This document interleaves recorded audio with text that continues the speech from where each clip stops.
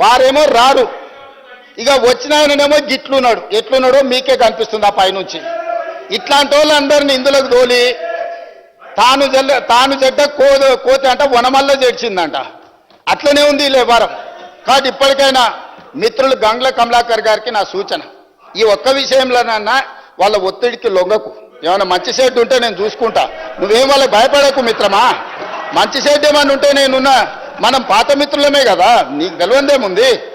వాళ్ళ ఒత్తిడికి లొంగకు, వాళ్ళకి ఇష్టం లేదు.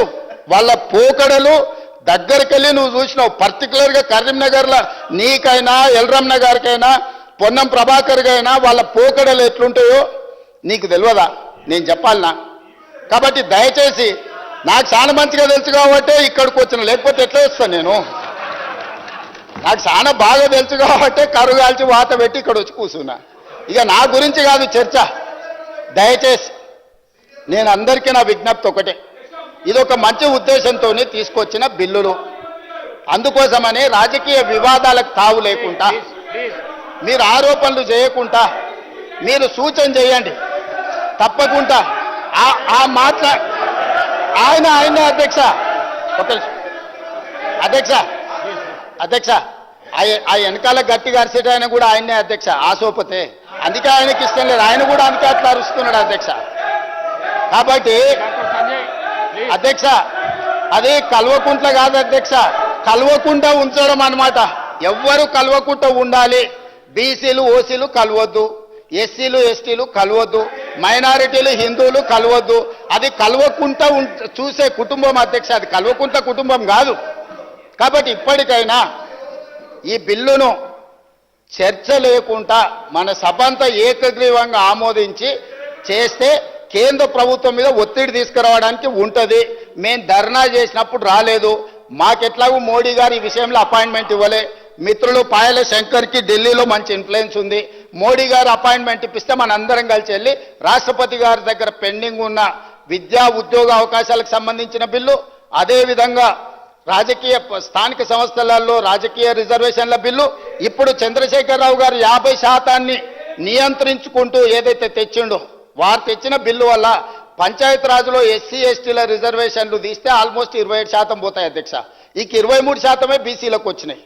అదేవిధంగా మున్సిపాలిటీస్లో కూడా ఆ రిజర్వేషన్లు తీసేస్తే దాదాపుగా 31% బీసీలకు వస్తున్నాయి అధ్యక్ష మున్సిపాలిటీస్లలో. కాబట్టి ఈరోజు గుదిగ బండగా మారిందే 2018లో టీఆర్ఎస్ పార్టీ తీసుకొచ్చిన 50% పరిమితి చేసిన రిజర్వేషన్ల చట్టమే ఈరోజు గుదిబండగా మారింది స్థానిక సంస్థలలో. అదేవిధంగా మున్సిపాలిటీస్లో కూడా ఆ నిబంధననే మనకు అడ్డంకిగా మారింది. ఈ మూడవ మున్సిపల్ ఇప్పుడు పెట్టిన సవరించిన బిల్లులు కూడా ఆమోదిస్తే ఆ 50% అడ్డంకి తొలగిపోతే భవిష్యత్ కార్యాచరణ మొత్తం పకడ్బందీగా చేస్తాం అధ్యక్ష. నేను మళ్ళొకసారి మిత్రుడికి నేను మాట ఇస్తున్నా సభానాయకుడిగా, చిత్తశుద్ధితోని దీన్ని అమలు చేసుకుందాం. దీన్ని చిలువలు పలువలు చేసి మిమ్మల్ని మీరే అవమానించుకోకండి ఒకరిని ఒకరు. ఎందుకు అని అంటే వాళ్ళు బాగానే ఉంటారు. గంగుల కమలాకరు పొన్నం ప్రభాకర్ను అవమానించిన, పొన్నం ప్రభాకర్ను గంగుల కమలాకర్ను అవమానించిన, ఇది బలహీన వర్గాలకు సంబంధించిన ఆత్మగౌరవం అధ్యక్ష. ఈ సభలో ఒకరినొకరు మీరు విమర్శించుకొని ఇతరుల ముందు పలచన కాకండి. నేను సభానాయకుడిగా వారికి సూచన చేస్తున్నా, మీరు కూర్చొని మాట్లాడుకోండి. మీకు మంచి జరిగే సమయం వచ్చింది.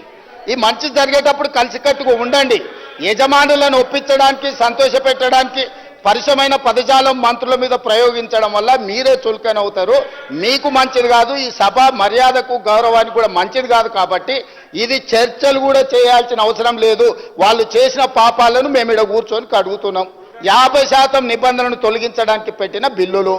దయచేసి చర్చనే లేకుండా గంగుల కమలాకర్ గారు ఏకవాక్య తీర్మానం ప్రవేశపెడితే మేమందరం కూడా మద్దతు పలుకుతాం. గతంలో మా నాయకుడు చేసిన తప్పులను మీరు సరిదిద్దుతుండ్రు, ఆ సరిదిద్దే బిల్లులకు మీరు మద్దతు పలకండి అని అంటే సభ మొత్తం ఏకగ్రీవంగా వారికి మద్దతు పలుకుతాం, పాస్ అయిపోతుంది అధ్యక్ష. దయచేసి ఆ దిశగా తీసుకెళ్ళమని చెప్పి మిమ్మల్ని కోరుకుంటున్నాను.